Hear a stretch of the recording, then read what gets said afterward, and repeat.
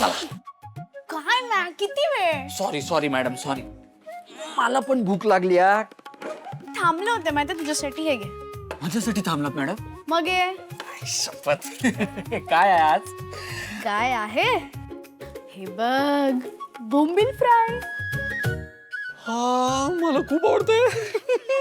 आणि हे काय, कोणाला सांगू नको हं? काय? तुझ्यासाठी स्पेशल फणसाची भाजी. काय रे, नाही आवडत तुला? अरे नाही, पागलात का? जाम आवडते. ते फणसाची भाजी खूप दिवसांनी बघितली तर आईची आठवण आली. ते आपल्याकडे असतं ना तेव्हा त्याची किंमत नसते आपल्याला. तायडे,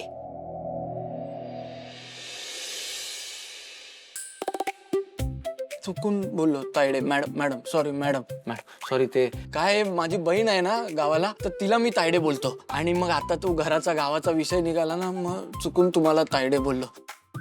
खरं तर कसं बोललो माहित नाही. मी मुंबईत आलोय ना, तर माझी सवय गेली आहे तायडे बोलायची.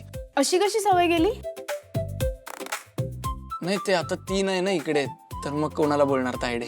मी आहे ना, माका बोलताय डे. तू कसं लात? मग ये. सत्या सत्या. हे घे तायडे. हे भारी वाटणार हा. चल चल चल.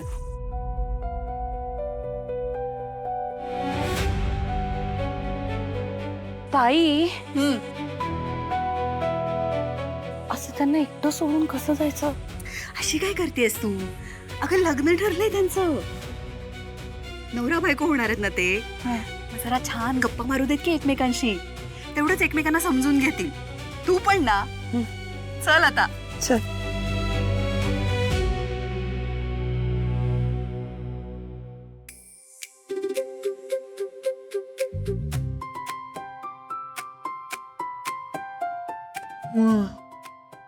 तायडे, तुझ्या मम्मीला माझ्याकडून 3 वेळा सॅल्यूट सांग. कसली भारी झाली हा. खरंच माझ्या आईच्या हातच्या फणसाच्या भाजीची आठवण आली. तू खा ना. हं. होय. तू बरी आहे ना? काही झालंय? नाही, कुठे काय, ठीक आहे. तायडे, मी भाऊ आहे ना आता. मग तुला वाटत असलो तरी लो बॅटरी नाहीये मी. मला कळतंय सकाळपासून तू काहीतरी वेगळीच वागते. तुझीच बॅटरी डाऊन झाली. हे वाघाची शेळी का झाली आहे? काय झालंय खरं सांग मला. जाऊ दे रे. नाही नाही, खरं सांग काय झालंय. मी जेवणार नाही तर. मॅक, मग सांग काय झालंय ते. काही नाही रे, घरी थोडा प्रॉब्लेम चालू आहे. म्हणजे आशुताईचा साखरपुडा आहे ना, हा. तर थोडे खर्च वाढलेत. मम्मी पप्पा करतात प्रयत्न, म्हणजे कसं बसं मॅनेज करतोय. त्याचंच वाईट वाटतंय. म्हणजे ते असे बोलून दाखवत नाही रे, असं दाखवतात की सगळं चांगलं चाललंय. पण मी ऐकलं ना रात्री, पप्पांनी उसने पैसे घेतलेत आणि माझ्याकडे आता काहीच नाहीये त्यांना हेल्प करायला. पगार झाला नाहीये ना आपला अजून, त्याचंच थोडं टेन्शन आलंय. हे सांगत नव्हतीस मला. मला पण समजतं नाही. आता माझ्या आई बाबांचे पण सेम प्रॉब्लेम आहेत ना. तुला माहितीये माझं पण स्वप्न आहे हे असंच, की मला माझ्या आई बाबांसाठी असं छोटंसं छान घर बांधायचं. होईल तुझं स्वप्न पूर्ण. स्वामी आहेत ना. हा, स्वामी आहेतच आणि जय सर पण आहेत ना. शायनर. तायडे, मला माहित आहे तुझं काही त्यांच्याशी फार पटत नाही, पण सर चांगले आहेत ग. आता मी बोललो ना हे घराचं, माझं घर बीर बांधायचंय तर लोन पाहिजे, तर त्यांनी लगेच सँक्शन केलं. आणि आता पण मला लोनच्या हप्त्याला काही कमी पडले ना, तर ते सॅलरी ऍडव्हान्स मध्ये देतात मला. 1 मिनिट, हे तू पण अप्लाय कर ना ऍडव्हान्स सॅलरीसाठी. तुला पण देतील सर. Advance salary? हा, आपल्याकडे पॉलिसी आहे, सरांनीच सुरू केली आहे. पण मला पण मिळेल? का नाही मिळणार? तू एम्प्लॉई आहे. अरे बाबा, तू फक्त एक ऍप्लिकेशन तयार कर, सरांची त्याच्यावर साईन होईल, HR ने अप्रूव्ह केलं की तुझ्या हातात ऍडव्हान्स सॅलरी. खरं? मग गेलं का टेन्शन सॉल्व. Thank you Mac. नको रे, थँक्यू नको. जेव आता. अगं तू अशी का उभी आहेस? बस ना. नाही मी चहा करते ना तुमच्यासाठी. नाही नाही मला नकोय काही. सरबत किंवा पन्हा करते ना. नाही खरंच काही नकोय, बस ना. नाही अगं तू प्लीज म्हणजे खरंच बस. नाही बसते मी.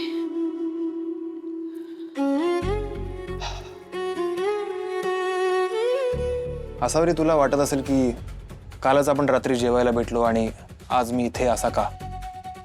हे बघ असावरी, मला असं गोल गोल फिरून नाही बोलता येत अगं, म्हणून एकदम सरळ सरळ विचारतो. तुझ्या मनात काही वेगळं आहे का ग? नाही म्हणजे काय होतंय ना, तू काही बोलतच नाहीयेस अगं.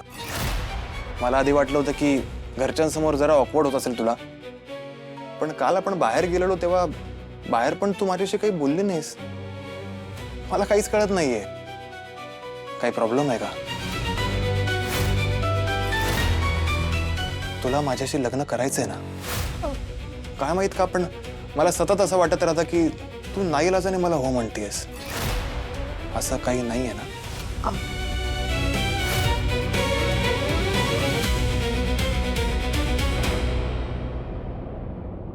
हो, थँक्यू सो मच. मला इतकं टेन्शन आलं होतं ना ग, रात्रभर झोप नाही आली. बस एवढंच विचारायचं होतं मला. हा चल मी निघतो मीटिंगला, उशीर होतोय. हा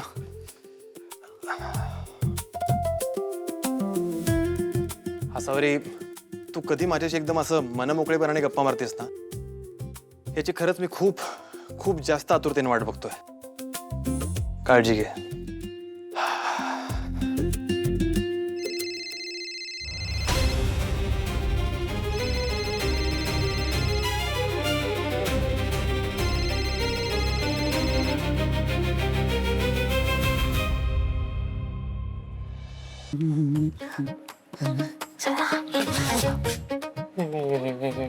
ऐक ना तायडे, तू या स्ट्रिक्ट सरांकडे जाण्यापेक्षा तुझे आपले गोडगोड सर आहेत आकाश सर, त्यांच्याकडे अर्ज घेऊन जा ना. मग ते कसं पटकन साईन करून घेतील जय सरांकडून, तुला देतील.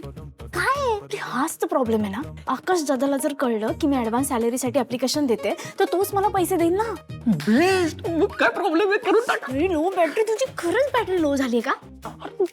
मी तिथे इंटरव्ह्यूला गेले होते तेव्हा सुद्धा सांगितलं नव्हतं की आकाश दादा माझा भाऊ आहे. काय बोलतोय तू? तू बेस्ट केलं होता तायडे. तुमच्यासारखे कॅन्डिडेट ना सगळ्या ऑफिसमध्ये मिळाले पाहिजे. बरं आहे का केक? आता ना पटकन माझं ऍप्लिकेशन घे आणि त्या शायनरकडे जा आणि त्याचा मूड ठीक आहे का बघ. ठीक नसेल ना तर प्लीज ठीक कर, कारण मी बोलायला गेले ना तर तो नाहीच बोलणार. पण मी कसं ठीक करू त्यांचा मूड?